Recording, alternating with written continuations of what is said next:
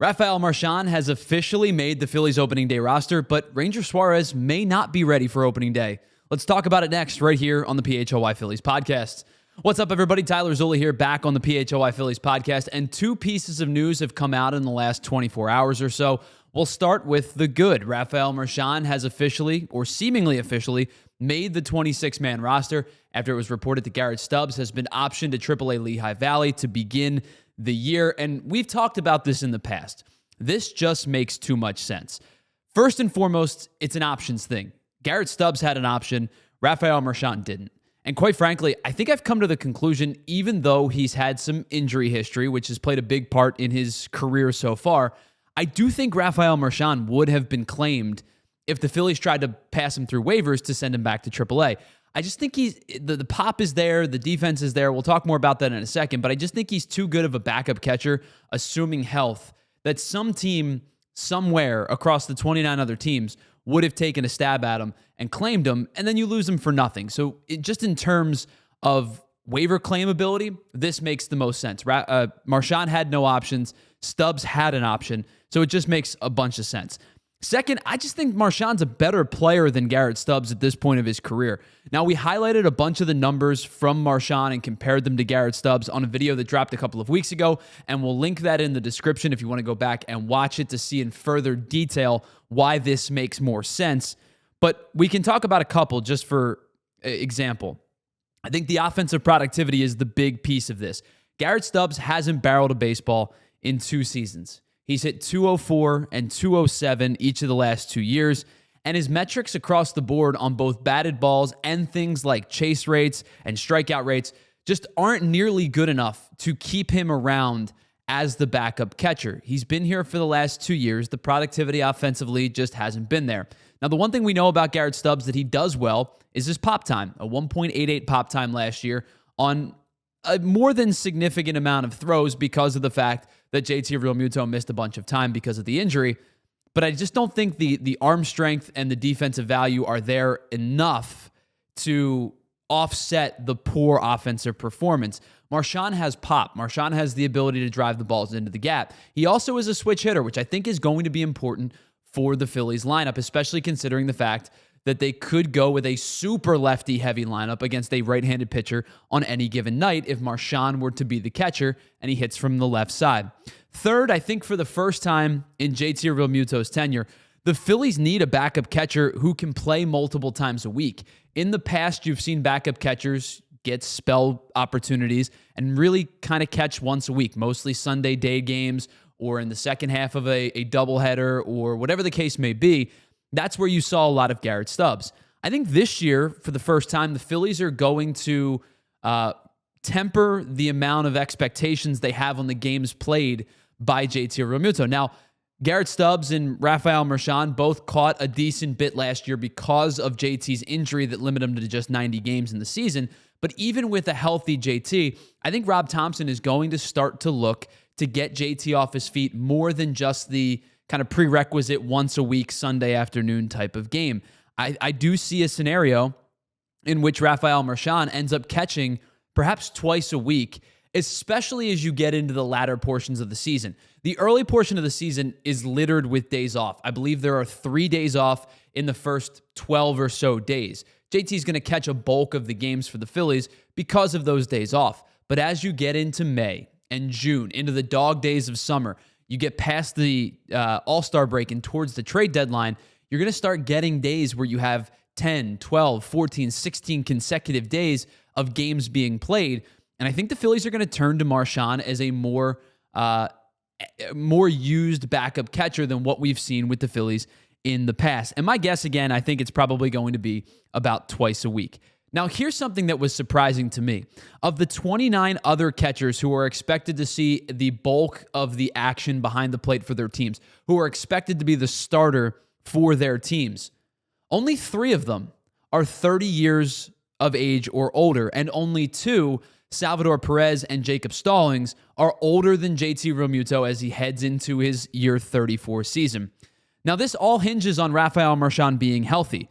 Isn't that kind of the whole thing with him, though? He hasn't played more than 85 games in a professional season dating back to 2016. But if he's able to maintain his health and remain healthy for a majority of the season, I just think he provides too much of an offensive pop compared to Stubbs for this to not make sense. And he's decent defensively as well, especially in the run game. Now, it was only 6 throws, so it's a very small sample size, but Rafael Marchan posted a 1.87 pop time last year, equally, and in fact, a hundredth of a second better than what Garrett Stubbs produced in his 1.88. Again, only 6 throws, but I think it does mean something to trust your catcher defensively behind the plate. He was also an above-average blocker on the 600 pitches that he saw last year. He posted a 2 blocks above average, which takes the number of pass balls, adds it to the number of wild pitches, and then subtracts that number from what is considered the anticipatory pass balls and wild pitches. What baseball would expect to be one of those 2 pitches, and they subtract it from what actually happened, and he ends up with a +2 in that category. I think this was always the right play, and I am glad that the Phillies agreed on this strategy. Now, the bad news, Ranger Suarez is dealing with what the team is calling, quote, mild back stiffness. He's not going to make his next scheduled start on Friday in spring training.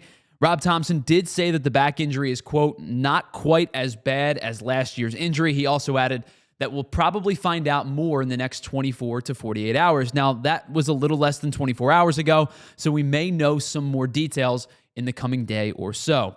Now, if you remember last year, Ranger Suarez missed a ton of time, especially in July and August. He made just 5 starts over those 2 months, and a bulk of that time was missed because of the back injury. So you could tell when Ranger Suarez returned in the end of August into the beginning of September, he just wasn't the same pitcher in the second half that he was in the first half of the season. He was an all-star for the first time in his career. People were talking about Ranger Suarez potentially being in the Cy Young candidacy in the first couple of months through April and May before the line drive off his hand and then the back injury that, again, made him miss a good chunk of these summer months.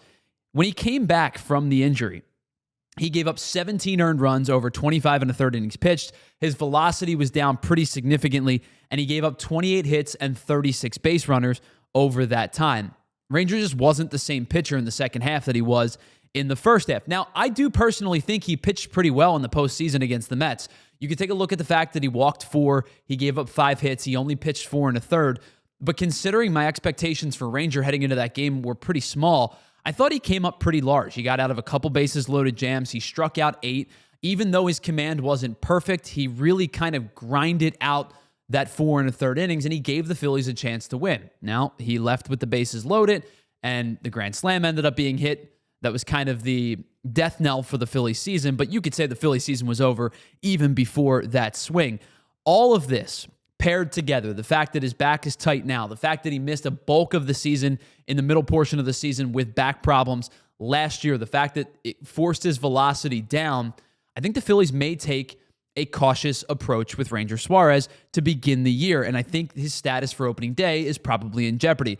I think they're going to take that cautious strategy, just like I do think they're going to take a cautious strategy with Matt Strahm, as we talked about earlier in the week. I think they're going to place Ranger Suarez on the 15-day IL to start the year. They can allow him to ramp up on his own time and get back to full strength when he needs to. They also wouldn't miss a ton of time. With those days off that we talked about earlier, the likelihood is you may only need 1 start to replace Ranger Suarez. Who's it going to be? Well, I think if it wasn't a foregone conclusion before, I think it definitively is now, that Taijuan Walker is going to make the 26-man roster. And not only is he going to make the 26-man roster, I think he's going to be the team's 5th starter to open the season. But with those days off that we mentioned kind of already scheduled into the beginning portion of the season, the Phillies could set their rotation up this way. Zach Wheeler pitches opening day. Then there is that day off just in case of rain, so there's a day off in between. Then you can decide between Sanchez and Nola. I personally would go Sanchez 2 and Nola 3 to split up the lefties and not go 2 righties followed by 3 lefties. But you could go in any way that you want. Then you could go with Jesus Luzardo as your home opener. You could also go Sanchez and Luzardo and allow Aaron Nola to get the start at home in the home opener because of longevity, and you could say that he's potentially earned it. Regardless of what you do, there's a day off after that home opener. Then you go back to the top of the rotation with Wheeler, Sanchez, Nola, and Luzardo, and you wouldn't have to worry about a 5th starter until Sunday, April 6th against the Dodgers.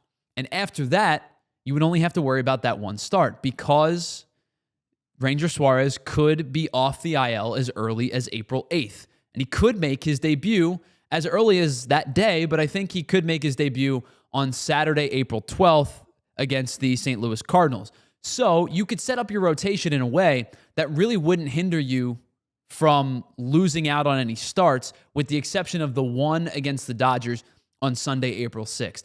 It's not the worst case scenario in the world, and I don't think this is the worst case injury as of right now. We'll find out a little bit more in the coming days. We may find out more today if Rob Thomson has an update and the medical team gets you more information in the coming hours. But for right now, I would assume that Ranger Suarez will start the season on the IL, the 15-day IL, and it will be Taijuan Walker who will take his place in the rotation. We'll hear more in the coming hours or perhaps the coming days, but for right now, I think it's going to be Ranger Suarez starting the year on the IL, and we'll see him in the early portions of April.